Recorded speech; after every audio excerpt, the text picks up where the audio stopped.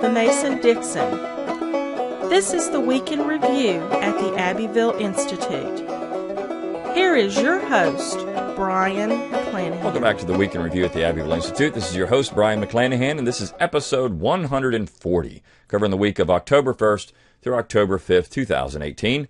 Glad to have you back on the program. Glad to be here. Don't forget to follow us on Twitter at Abbeville Institute, like our Facebook page at Abbeville Institute, and of course subscribe to our YouTube page at Abbeville Institute. If you want to find those things, you can go to our webpage, abbevilleinstitute.org. At the top of the page, you got all our social media buttons. While you're there, leave us an email address, and we'll give you a free ebook, and then you'll get our daily dose of Dixie, Monday through Friday, and a weekly email Saturday or Sunday, which includes a link to this podcast. Also, download our app. You can get it at your favorite application store, Google Play, your iTunes. It's free. It's your Abbeville Institute on the go. It does include a link to this podcast in that particular app, so you get the Abbeville Institute wherever you are. Again, free of charge. Also, you can get your Abbeville Institute gear. If you go to abbevilleinstitute.org, at the top of the page, you'll see a button that says support. Click on that. You've got a shop option. Go out and get your embroidered Abbeville Institute shirts, hats, a lot of great stuff there. I haven't talked about in a while, but they are fantastic quality. So go on out and get your Abbeville Institute apparel. It's a way to support the Institute and to show around town that you support the Institute and maybe get people interested. Also remember that we exist on your generous contributions alone, so please consider a tax-deductible donation to the Abbeville Institute. You can donate monthly or annually. All that information is available on our website, again, under the tab Support. Just click on that. You have donations for individuals, or donor options, I think it says, and you can click on that and support the Institute. And last but not least, we do have our conference coming up, November 10th, 2018, Dallas, Texas. The Revival of Secession and State Nullification. It is going to be a fantastic conference. We now have 7 speakers, and we've added the Cal Exit people to come talk about their particular movement, because it is an effort to join hands across the political divide. The Cal Exit people are all leftists, and they want to have a dialogue with people who are conservative about supporting the secession of the state of California. And so, as a conference for educational purposes, which is what we're doing, we've invited them to come out and just talk about what they're doing and also talk about this issue.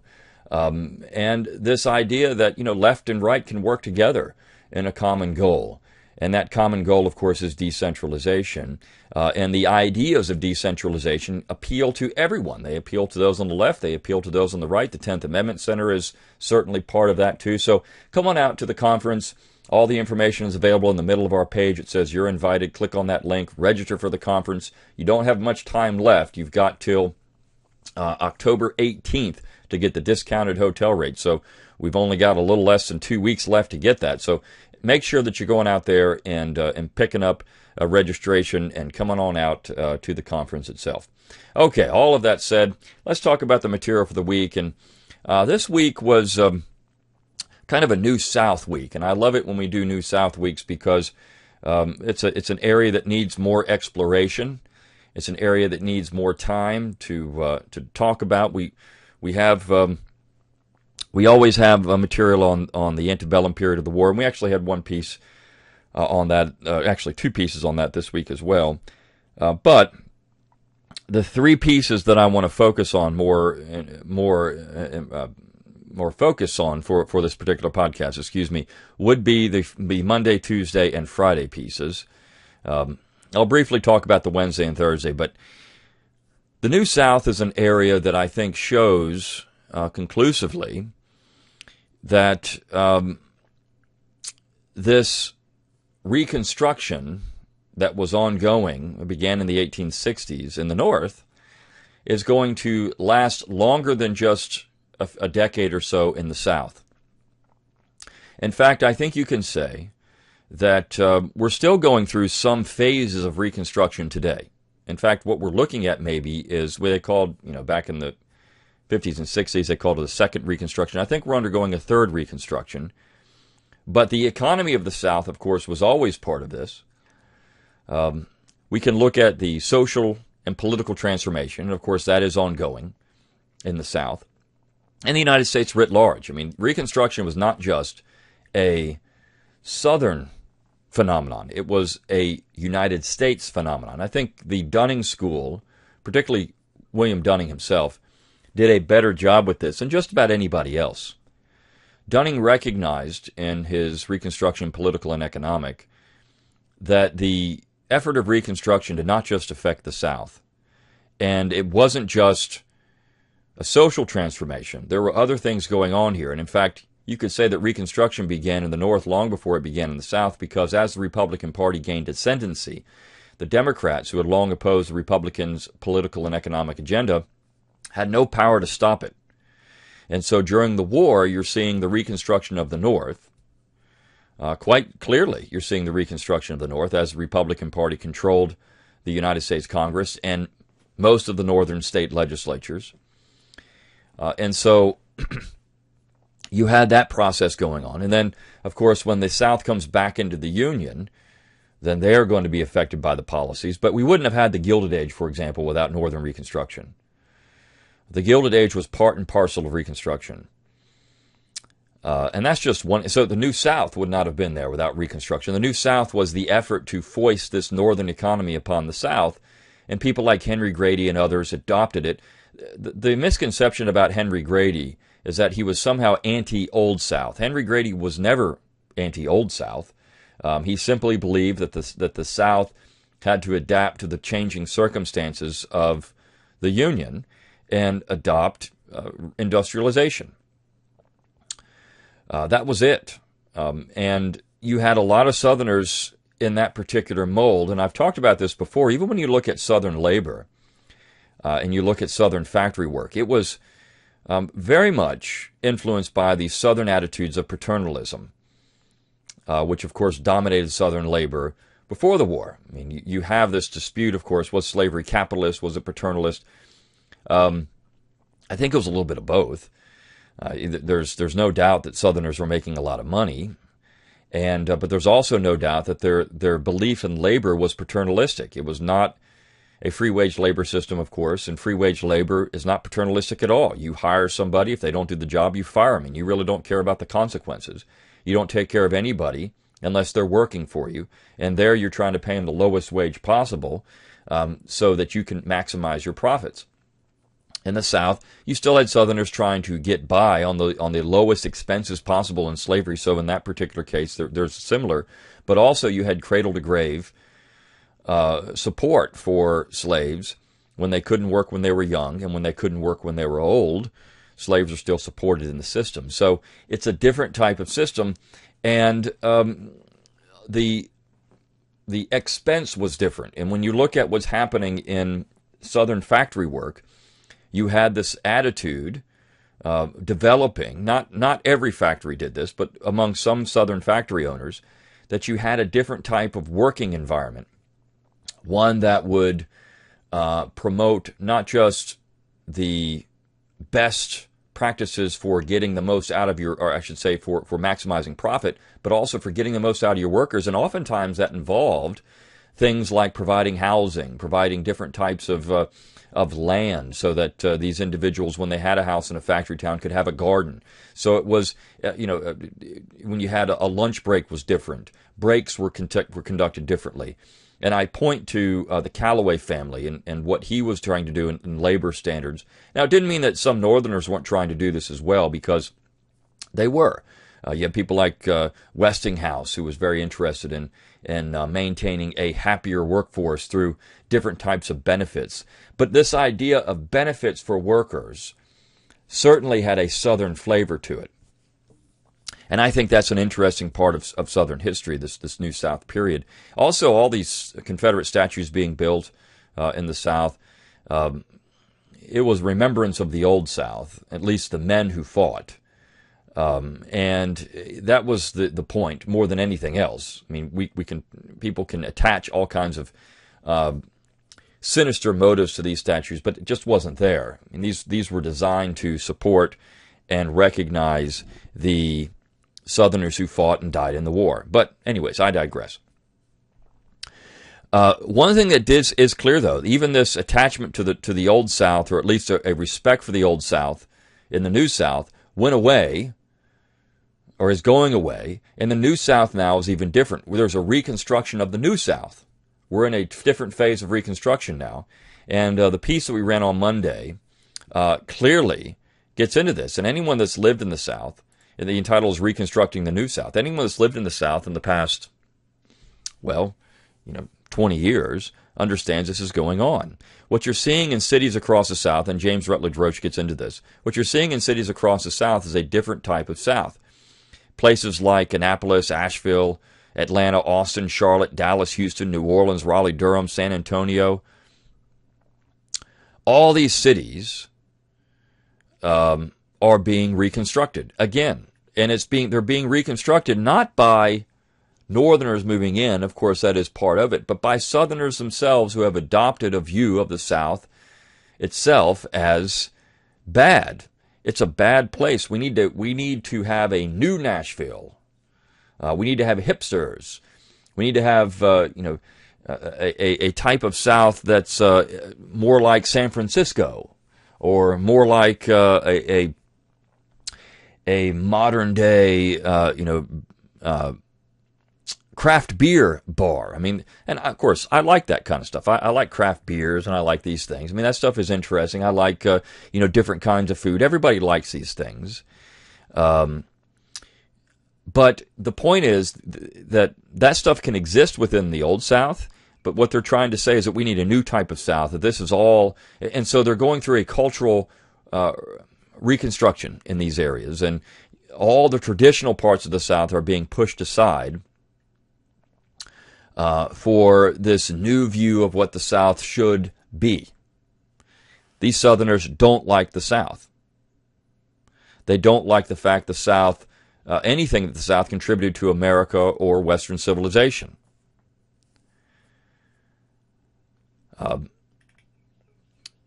And so this new South, and I say, or New South with NU, this New South is certainly part of a third Reconstruction. The South is becoming less Southern.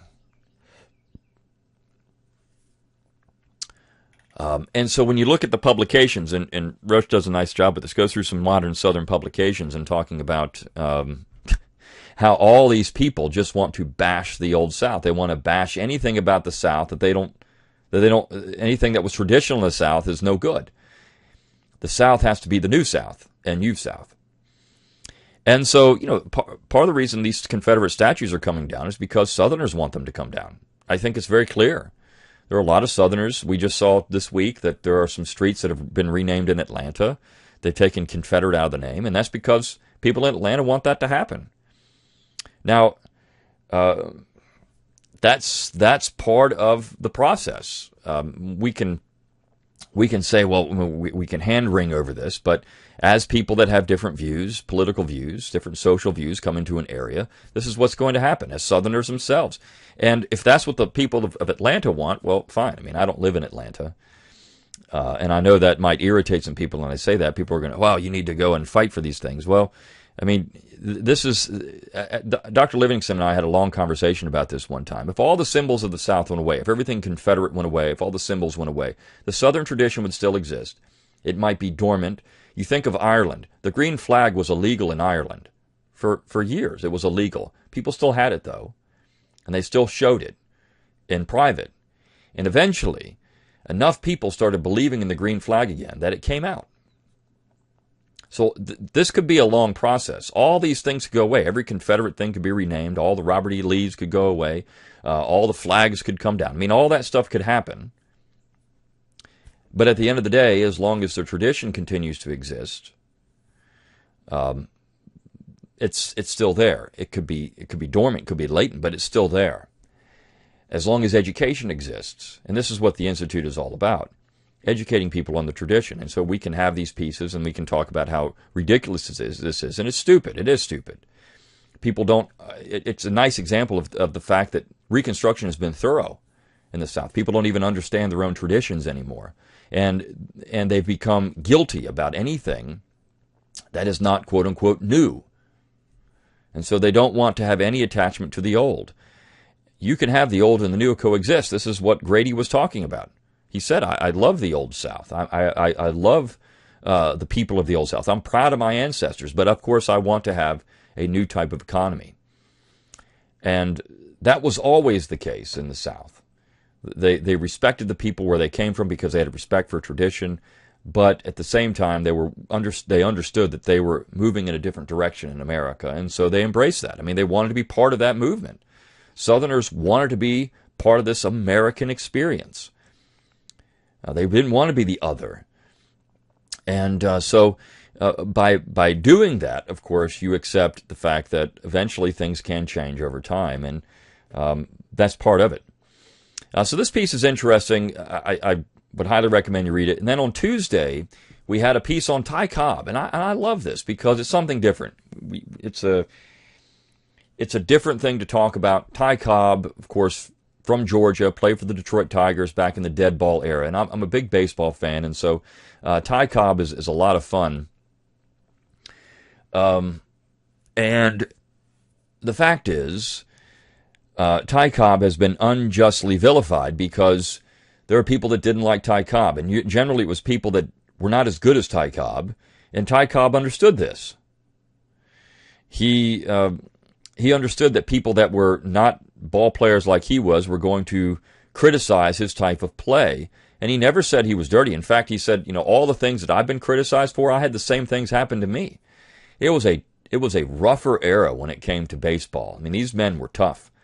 And some of the things you can't get away with today, for example, you can't slide hard into home plate, you can't slide hard into second base because of player safety. I mean, these things were just accepted. Ty Cobb said he had gashes, scars in his leg from being stepped on at second base all the time by second basemen spiking him. These things happened. And Ty Cobb was a master of the game. He was a person that loved classical music. And while all his buddies were out drinking, Ty Cobb was a devout Christian. While all his buddies were out drinking, he was in listening to classical music and studying baseball. And so he would do things to what a modern player does. They study film. Of course, he couldn't do that. He took notes on players, and he would study those notes, and so he understood their tendencies. This is why Ty Cobb was able to be one of the greatest hitters in the history of the game. The problem with Ty Cobb is that all these people didn't like him, so you have the Ken Burns baseball series that calls Ty Cobb an evil racist. This guy was just a miserable individual. Nobody liked him. This is completely untrue. Ty Cobb was a person who was well-liked in the period. In fact, he was in the first class that went into the Hall of Fame. People liked Ty Cobb. There are some videos out there, interviews with Ty Cobb, where he is he's a likable guy, and he simply talks about baseball. And he's not someone who was this evil, just miserable person that he's portrayed as. And this actually gets into Southern history and how it's portrayed. And so you see that the part of that New South is that people don't understand Southern history because they've been told it's all wrong. Ty Cobb is a bad guy because that's what popular culture has said. He's just a bad guy. We can't like Ty Cobb. When you look at the piece on Wednesday, Confederate soldiers are not traitors. I mean, what we're getting at here is a distortion of history. And so that's where what we're doing is important. Knowledge, understanding, these type of things. I find it fascinating, oftentimes, how many people just take as for granted what is being said about Southern history without even doing any investigation for themselves.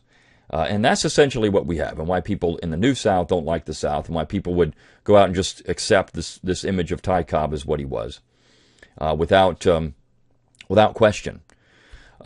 So the piece on Friday was also interesting. It's a little dystopic piece of fiction written by Louis Liberman, and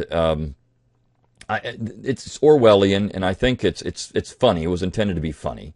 Because this is what we're headed towards. I mean, this is the piece on Monday and Friday actually work very well together. It's what we're headed towards. It's rewriting history. It's an understanding of history. That's something that there's going to be a top-down structure. These are the things you have to believe, and I think you see that coming in the United States.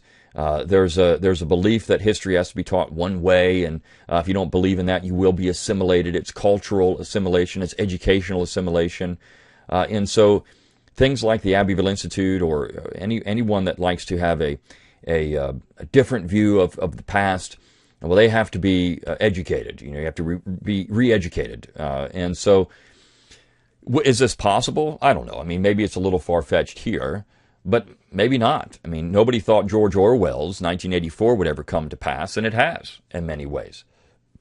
Not necessarily exactly the way he described it, but certainly parts of it have come to pass. And so maybe these type of things will come to pass. I mean, you look at the economy that people on the left advocate, it's horrible. And so in the piece he talks about you're living in shipping containers, a city of shipping containers, because everybody has to have the same. I mean, all these things are interesting critiques and comments on modern society. Are we headed in that direction? Possibly. I do know that history is interpretation, and so when you have a dominant interpretation one way or the other, and it doesn't matter what a different view would have, I mean that has to be silenced. And so this is why I think discussing the New South and the re-education of Southerners, even with an example like Ty Cobb, leads to something like we have on Friday, leads to something where we have Confederate soldiers are all traitors. This is just accepted. You just say, oh, these traitors, the term traitor is thrown around all the time. It's just accepted like that's what it was. And for years, Americans, North and South, didn't use that term. But nowadays, it's just commonplace. Well, we're going to talk about the traitors of the South. This is how thorough the educational reconstruction has taken place. And that can lead to something like Friday. It also leads to something that's going on across the South right now, which is Southerners are saying, oh, we don't like the Old South. We don't like the Southern tradition at all. We want to be the New South. Okay. But why is that? Because there's been a top-down reconstruction. And then the piece on Thursday was a true crime story, and it's by Sam Mitchum. And Sammy Mitchum. And Sammy Mitchum's a great author, wrote a great book about Bedford Forest, and I highly recommend you pick that up. He's also written works about World War II, so he's a military historian. And this little piece on Thursday talks about General Van Dorn. And somebody emailed the Institute and said, now I connect the dots. There's a Walker Percy character, just like Van Dorn from Mississippi, and that's it. Yes, that's 100% accurate. Van Dorn was a scoundrel, and eventually he was murdered. Because he was not a very good guy. He was not a very moral man. And so the South has complexities, but this little true crime story is a lot of fun to talk about. And the South had these things. I mean, there's not a monolithic South, and I think that is also important to understand. There never has been a monolithic South. There have been several different types of Souths. You have the Celtic South, the Cavalier South. You've got the Acadian South. In Louisiana, you've got the Spanish South, you've got the German South in South Carolina. I mean, you have these different Souths, but ultimately, all these Southerners were dedicated to republicanism. This idea of limited self-government or local self-government, and that's something that held them together. So, the fact that you have this cultural richness in the South didn't take away from the Southern tradition, which there was an overarching Southern tradition. It was dominated heavily by the Cavaliers, as David Hackett Fisher points out, and this Celtic background. But certainly you had an important understanding of what it meant to be Southern, and that transcended any other issue. And again, if you've never read David Hackett Fisher's Albion Seed, you need to, because he talks about culture there.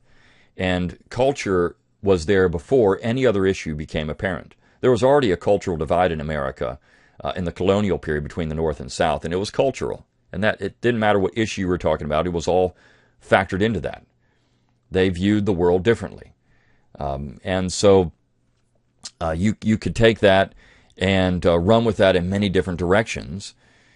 And so that cultural difference then would factor into how these sections developed over time. We're losing that cultural distinctiveness in the South. because the New South wants to jettison it for something that's San Francisco in origin or whatever the case may be. But that's what's happening. And so I love these weeks when we get to talk about the New South a little bit and Reconstruction, because it's another part of Southern history. You know, Southern history is 400 years. Southern history is not 4 years. And so as we think about the South, and we've done a lot of things with the colonial South, which is important, and we'd like to do things with the New South, and of course the Reconstruction period, even post-bellum military history is interesting. World War II, World War I. All of these different aspects of Southern history are interesting because they're bigger than just that 4-year period. And I think Southerners need to understand that. And they also need to understand the culture, because that culture is what's going to maintain that tradition. All the symbols can go away. All the symbols can go away, but if the tradition remains, if the culture remains, those symbols can still be there ultimately. I mean, again, think of the green flag in Ireland. It was illegal, but eventually it came back. Why? Because the traditions were not erased. So the tradition is important to hang on to, which is why we're doing what we do. What is true and valuable in the Southern tradition, hanging on to those things, because those things will ultimately be lasting. All these other things can go away, but the tradition can be lasting, and that's important for a long-term, vibrant society. Until next time, good day.